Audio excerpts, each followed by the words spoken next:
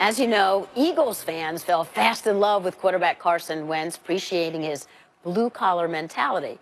His teammates and coaches, as you can hear, admire it too. Head coach Doug Peterson telling us during last season how contact doesn't faze Wentz. He gets hit, comes back to the sideline and says, "What's next?" But after spending the Super Bowl on the sideline nursing his torn ACL, perhaps time to rethink all of that. Sal Paolantonio sat down with the quarterback yesterday. You asked for it, you got it. Here he is. That's a fun today, huh? Why not? He fires complete. Touchdown. Carson, how you feel? Feel good. Feel good. You look great. Thank you. Yeah, things are going well. You want to get back to week 1. Why? Yeah, I mean, that's just my goal. You know, my goal is to not miss a game. I feel I missed plenty last year. I want to be out there with the guys, but you know, it's a fluid process. We'll see what happens, but I'm confident that I'll be back week 1 and ready to play against Atlanta on Thursday night. And again, rehab, everything's been going well. Feeling great. Progressing right along, and again, time will tell. You know, it's a fluid process, but I'm confident. I'm believing that week 1 is a good target date. You and I just walked over here. I didn't see any lift. How much running are you doing? We're progressing through it. Progressing through the running's a full-on progression, and same with, you know, taking drops and the whole 9 yards. So we've been progressing through it wisely. You know, I'm always gotta listen to the doctors and the trainers to be wise, because you might be feeling good, but they gotta draw the line sometimes. And the game is over! The game is over! The Philadelphia Eagles are Super Bowl champions! How important do you think, looking back now at that whole Super Bowl experience, was it for you to be engaged with Nick Foles in the quarterback room, helping him? Yeah, I think it was huge for me just to learn, see kind of the Super Bowl unfold, the playoffs, all of that. But more than anything, I think it was just big for me, just because I just want to be a part of it. And I want to be a part of it. I want to help. I didn't view it as a selfish thing. I wanted to be engaged. I wanted to do what I could, and in that time, you know, that season of life, my job was to help prepare Nick. You know, it was not to be the guy out there, and it also helped me just to kind of take a broader look at kind of life and get a new perspective of things. That at the end of the day, you know, God's got a plan, and his plan wasn't for me to stand up there in my shoulder pads that year, and that's great, because at the end of the day, God still got the glory through Nick and Coach Peterson standing on that platform. Well, let's keep it real here, right? I mean, you and Nick are close, but you probably said to him, I'm looking for my job back, okay, right? At some point, right? Or he can feel it, he knows it's happening. Yeah, I mean, the thing about Nick and I, you know, there's always, from the outside, people are going to naturally think there's internal conflict, there's this or that. I don't think there's internal conflict, knowing you two guys, but there's got to be a point where he knows that you didn't want your job back. Yeah, I mean, naturally. No, I think naturally. I think we both know our roles coming in from last year, sure. And he knows that, we know that. I love Nick to death, and he was an awesome backup, and then an awesome starter once I went down. But again, I think we all know our roles, and it creates, you know, friendly, healthy competition to some extent as well. But yeah, I think we handled it as well as we could have, and going forward, I don't expect it to be any issue. And he's in trouble. Wentz will be escaping from the 18-yard line. How in the world did that happen? The whole world's going to be watching number 11 this summer. You know that. Every step you take. You ready for that? You getting yourself ready for that? Yeah, I've been getting ready since I was young. You know, I think...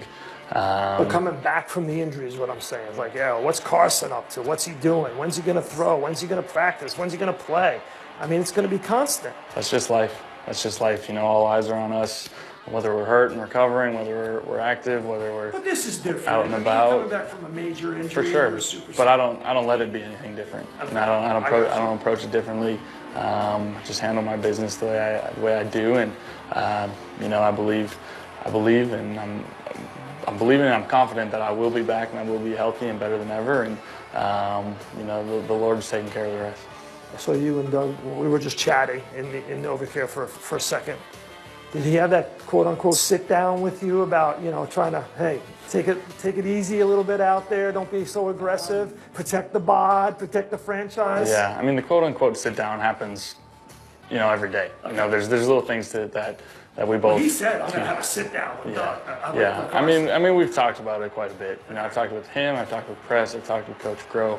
I think we're all on the same page. You know, there's always What things. page is that? I think there's always things that I can learn from. Okay, maybe I shouldn't have been so aggressive there, and there's a time and a place for it. You know, and injuries happen. Injuries. You know, I believe this one was kind of a freak incident, and that's just part of the game. But there's always a learning curve. But overall, as an aggressive player and everything, like, I'm not going to change in that sense. I'm just going to keep learning. I'm going to be learning how to preserve myself, how to be smart, when to take those chances, when it's worthwhile, and it's constant.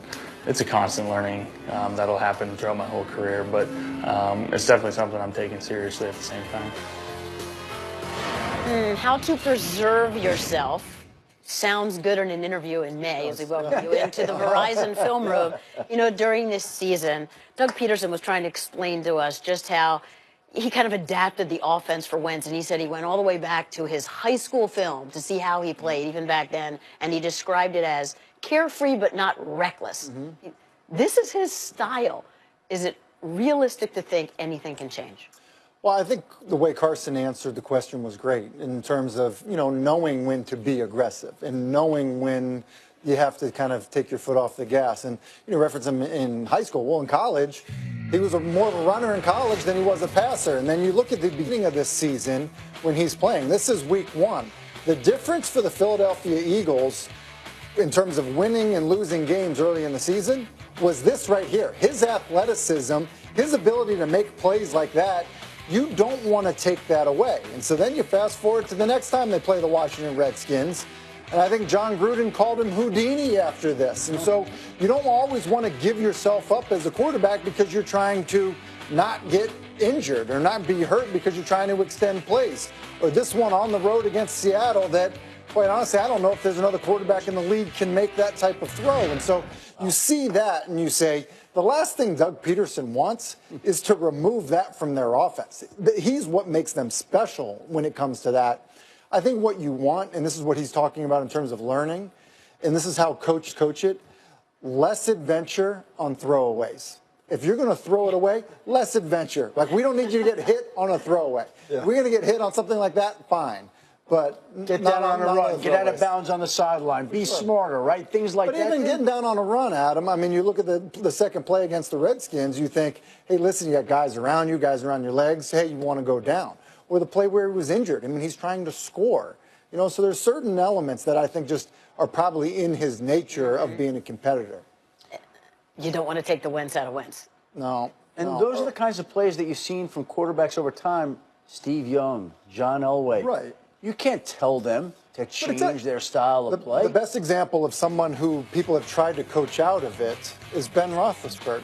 Ben Roethlisberger was, look, that's why Bruce Arians ultimately, they moved on from him. It was hey, let's get the ball out of Ben's hand, distribute. But how many times have we sat here and said, that's Ben being Ben, you know, and talked to defenders about how hard he's. But he was more protected. He definitely, Todd Haley. He 100% was, and it helped him. But it's hard to get to that point. And look at the numbers. For all of the ways we're talking about Carson Wentz alter his playing style, Cam Newton was still hit way more. 132 more times than Carson Wentz. Yes, and welcome North Turner. And by the way, we've heard the same conversation about Cam Newton changing his style of play. That's right. And he hasn't. Well, Russell Wilson is also high on that list, and it's also about the egregious way of which a guy goes down. And I mean, Robert Griffin III was horrible at sliding. Like, he would take hits on such unnecessary contact where I don't feel like it's as egregious when it comes to Carson Wentz. Okay, that's just part of the conversation, by the way. Don't miss part 2 with Sal's conversation with Carson Wentz. That comes your way tomorrow on NFL Live. Sal digs deep into the roots of Wentz and his biggest focus for next season. And a reminder that at 3 p.m. Eastern over on ESPN2, we're going to bring you Jason Witten's official retirement ceremony from the Star in Frisco. Our Todd Archer was the first to report the official news today, and we welcome Todd in now. Todd, what I was most curious about is what's the mood like there? Well, Susie, it's been an interesting week for a lot of players that I've talked to that have come to this facility for the offseason program, and they've not seen Jason Witten's car in his normal spot that he's had since this place opened up. And today, he'll be walking through this facility as a next player really for the first time. And that's catching a lot of people, I don't know necessarily by surprise, but it has them thinking about, man, we never envisioned this day without Jason Witten playing for the Cowboys. But he'll show up with his family. He'll walk through the facility. The players, current players, former players, they'll all be here to salute him before he gets up to the podium. And we'll see what kind of speech he makes. I'm sure it's something that he's thought about for a long time, but this is a guy that this will be an emotional day, I think, for a lot of people in this franchise, and certainly for Jason Witten. And Todd, from what you've heard, how much did Jason Garrett try to persuade him to play one more season? Oh, he tried to. And what's funny is Stephen Jones and Jerry Jones, they didn't. They were really just sounding boards for Jason Witten during this process. They wanted it. Certainly, they wanted him to play.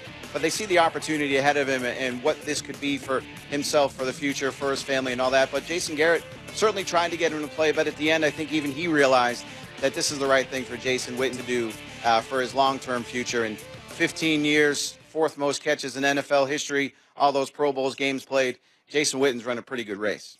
Turns 36 on Sunday. Looking forward to a new chapter. Todd, we'll look forward to hearing what Jason has to say at 3 p.m. Eastern over on ESPN2. As we continue here on NFL Live, it's never too early to talk draft, meaning next year's draft, right? Our Todd McShay releases his way too early 2019 mock draft when we come back.